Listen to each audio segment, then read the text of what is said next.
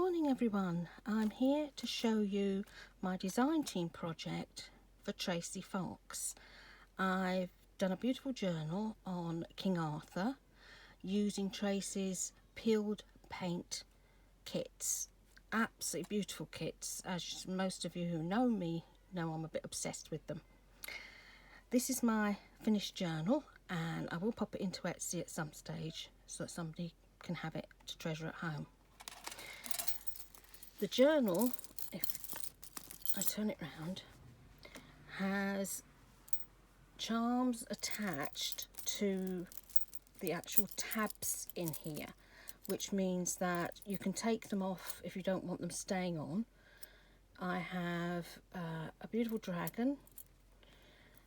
There's a crossbow here, and we've got some little helmets and a couple of trees, and there's even a wee castle in here, which I'll show you as we go through the journal. I've tied it together with a vintage cord. Everything in here is vintage, apart from a couple of little bits that I've printed off, which I'll show you when we go through. So all you need to do to undo it is just undo the cord and we're into the journal. On the front of the journal I have a beautiful sword on the front and some chainmail that I did myself. I love doing chainmail, and I was taught by a lovely lady, Jo Jarrett, many years ago, and it's just a passion that I do every now and again. On the front is a lovely picture of King Arthur pulling the sword from the stone, and the actual cover has vintage lace through it, and this actual piece was a tray cover, a very old vintage, was almost antique tray cover that I've used as the main base. When you open it up, all the inside comes from a vintage book. All the pictures come from a vintage book on King Arthur too. These are two of Tracie's printouts that I've made into wee tags because they just fell in with the rest of the book that I made. We have the start of the story of King Arthur, and I popped this in because we've got a beautiful picture here of a lion and a dragon fighting, and this is one of the pictures that I found. I did a lot of research on LOC, the Library of Congress, which are all pictures that are in the public domain. I do try and make sure that, you know, I check everything before I use it. Put them back in there. This has come from the same book, and you can see King Arthur out on one of his travels. The papers that I've made are tea-dyed. Then I have used a Stamperia stencil with music to embellish it, and I've done quite a bit of sewing through this to make it look more at the period of the time that King Arthur was around, because the costumes would have been hand sewn together and it would have been quite basic materials that were woven on a hand loom. These are Tracie's beautiful pictures. I've put a couple of different ledger pages in, and in the ledger pages this is a very old Mrs. Beeton's, and this is obviously the sort of food that they would have eaten at that time, so I've put that in. I mean, you can see the aging on the back. It's beautiful, isn't it? Lots of dimpling on it. Here it says the sword in the stone, and again we have our King Arthur pulling the sword from the stone, which everybody knows.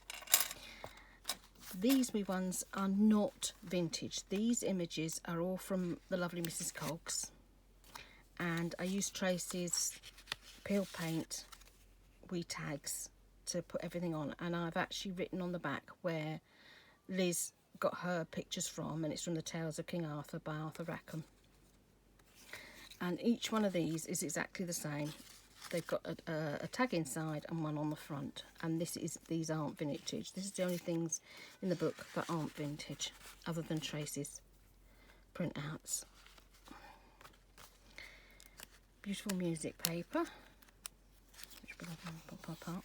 Now here is the words to Greensleeves. Although this was Henry VIII, I thought it fell in really well from the age that King Arthur was meant to have been around. And I just loved the music to Greensleeves.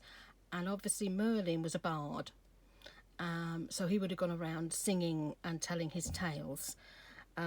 Further on, I've actually got the music sheet for Greensleeves. That was, again, you were able to print off because it was in the public domain, and all of this was as well. I make sure that everything's legitimate. A little bit more. Now these are my tags. I've sewn all my little taggies on, and each one has the charm on. This is the first one with the tree.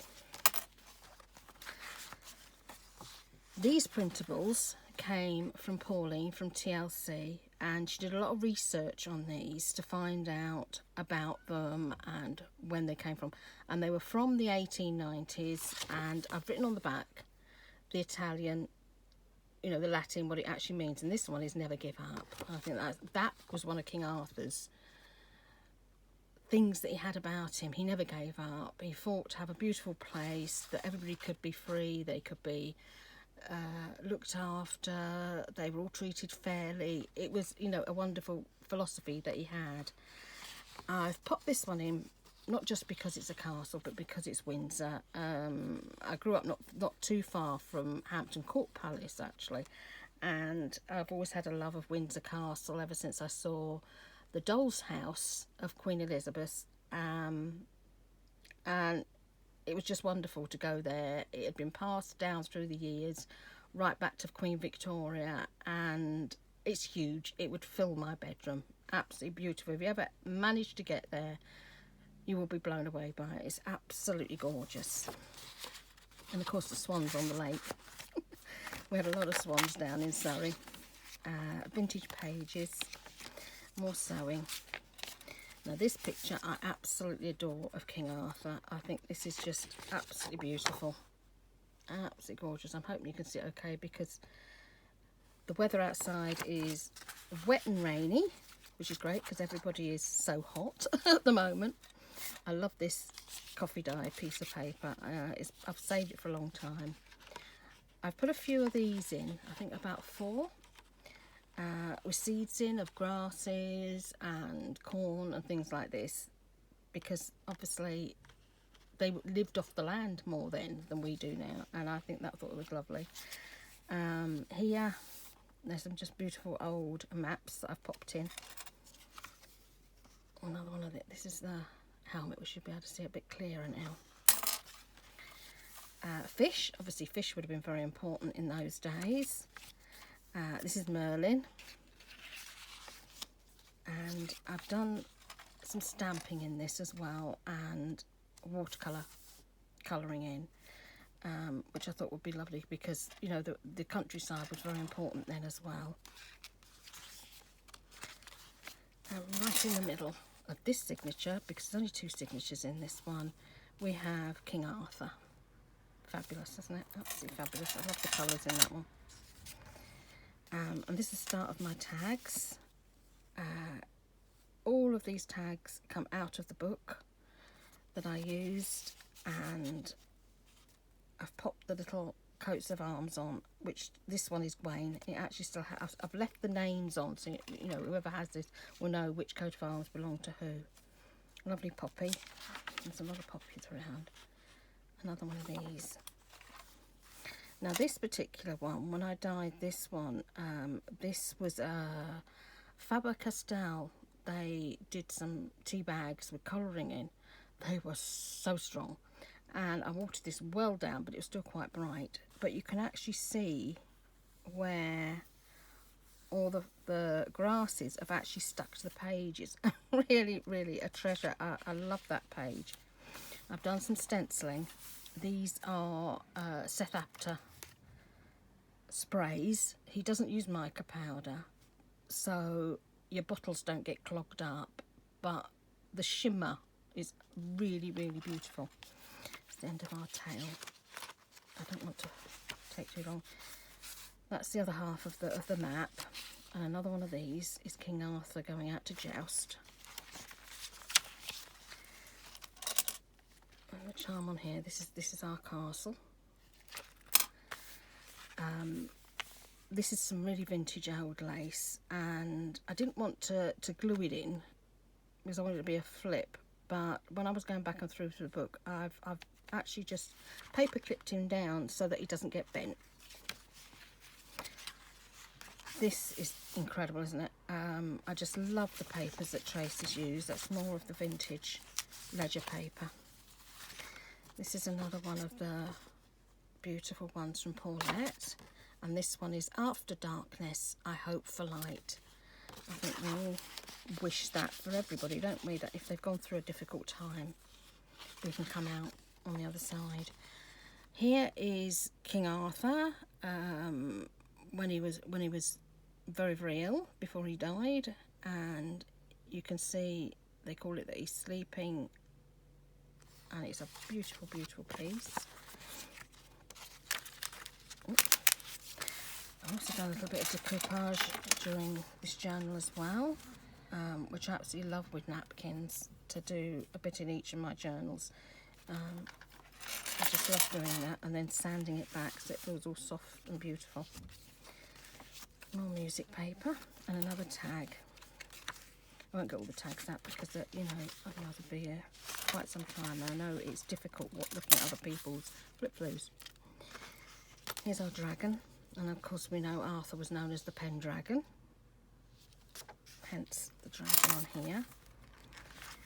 More beautiful pictures out of the book, and another tag. There we are with Merlin's Dreams. And here we are when King Arthur had died and the queens and the ladies were attending King Arthur. It's bent. All of this is vintage antique lace that came from Windsor. It actually came from Windsor, so that's quite appropriate for the fact that I've put Windsor Castle in here. And then there's another watercolour. This one, it just says Be Steady, and it was actually like that in the 1890 book. I've actually written on the back the date so that people know where it came from. And these are all tea stained. Now this one, I put this in, but it was so fragile I've had to put washi tape on it to stop it from crumbling. It was such a beautiful book. And it says The Prince Who Had His Own Way. I hope you can see that. The Prince Who Had His Own Way, and here he is on his horse here, as you can imagine King Arthur would have been when he was growing up.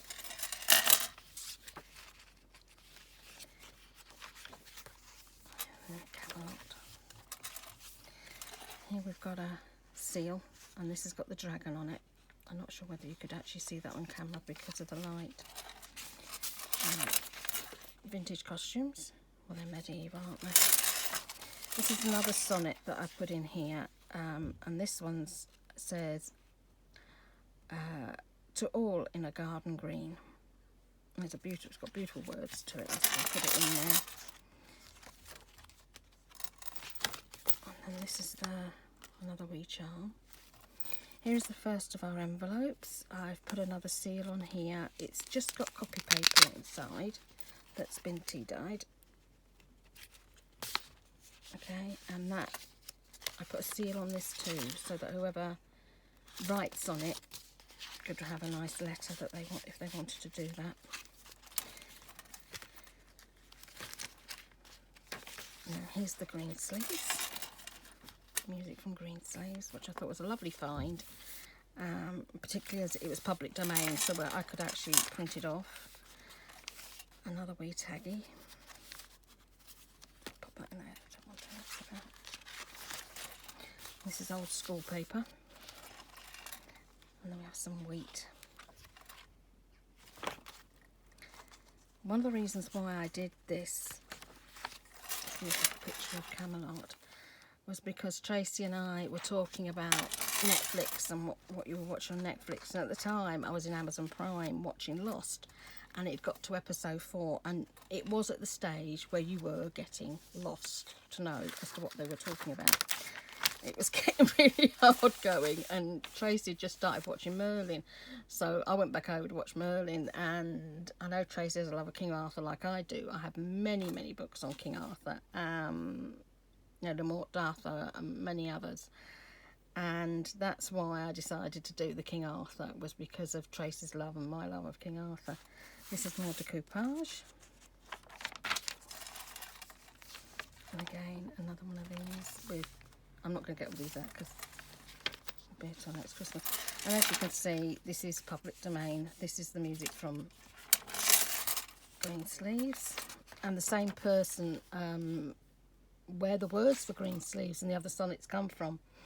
There were several, and at the top it tells you, you know, it's all public domain, where he got them from, what year they were written, and things like this. So King Arthur, there's Gwen, or Guinevere, and then we have another one of these little thingies. There's our King Arthur statue. This is King Arthur again. I think it's a fab picture, this one, of King Arthur. I'll pop them away later, so I'm taking time. And this one, from Colette, is Stan's Shaw. Those are wonderful sentiments. It's the other side of the, I mean, it really is very delicate, this paper. Here's Hadrian's Wall.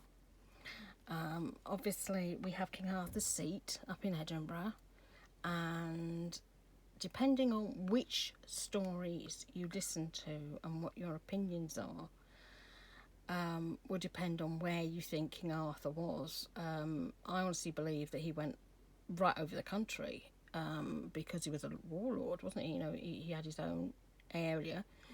He was obviously born down in Cornwall, and he travelled all over. And there's a lot of history up here about King Arthur, hence I've put Hadrian's Wall in.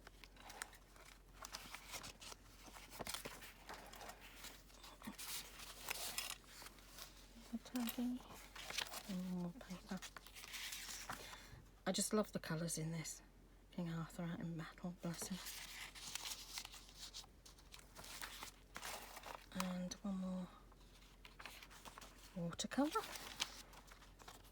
Vintage song music. Jams. And here's come to the end. And here's our wee crossbow. And another tagging in the back. And this is the round table. Let's have that in France. At the back, I take this together so it was easy to do. This is quite a big piece. Here's Arthur laid out in it on his deathbed. And here's the story of Avalon. But the picture inside I just thought was incredible. I'm not sure if you're going to be able to see all of this, but this is King Arthur laid out in all his glory. And I thought it was absolutely amazing. And people still wondering where he is, you know, where Avalon is. I totally believe there is Avalon. I have my own theories as to where it is. Here's another envelope at the back again, but this is with the orange paper that I showed you before, and again it has a seal on it so that you can use it or just keep it, whichever you want to do. But I thought it's quite a nice touch having the seals in. So there's our wee journal, all done and dusted.